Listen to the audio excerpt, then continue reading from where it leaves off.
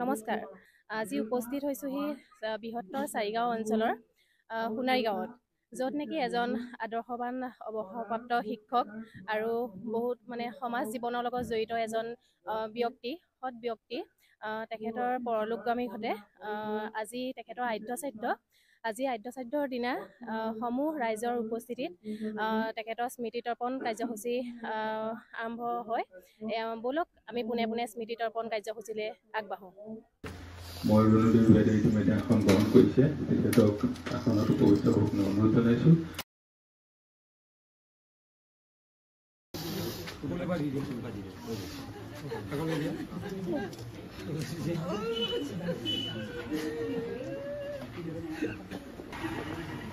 পৰিয়ালৰ অন্যান্য সদস্যসকলকো শ্ৰদ্ধাঞ্জলি জনাবৰ কাৰণে এই সুযোগ অনুৰোধ জনাইছোঁ।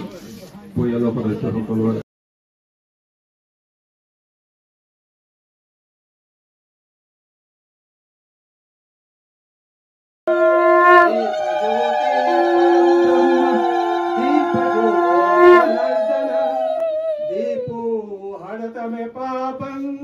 दीपं ज्योति नमस्तुते। ओम शांति ओम शांति ओम शांति। पदम संस्रम नमामि क्षीरोदं वद प्रदेशे सुशिपनिविलसदसैकटे मौक्तिकानां माला क्लिप्तास्फटिकमणिमयै मौक्तिकै मन्दिताङ्गः शुभ्रैरभ्रैरधभ्रै मुक्तपीयूषवर्षैरानन्दित पुनीयाधरिनलिनगदः शङ्खपाणि मुकुन्दः। ओम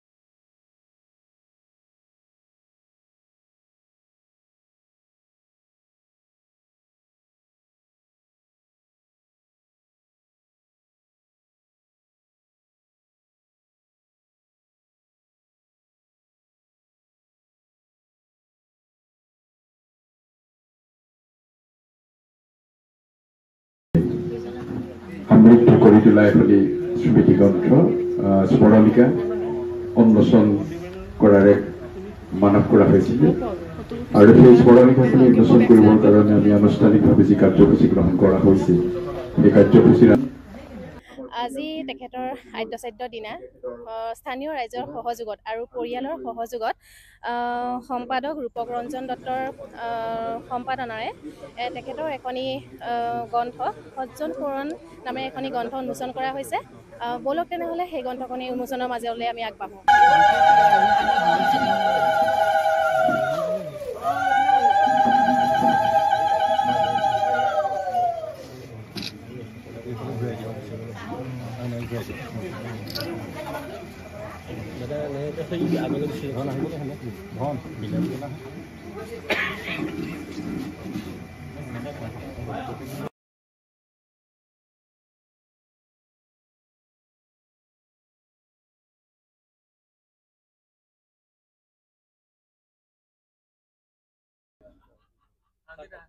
সমাচাৰ আছিল এই সমাজখনৰ নেতৃত্ব দিয়া এগৰাকী সমাজৰ শিক্ষক।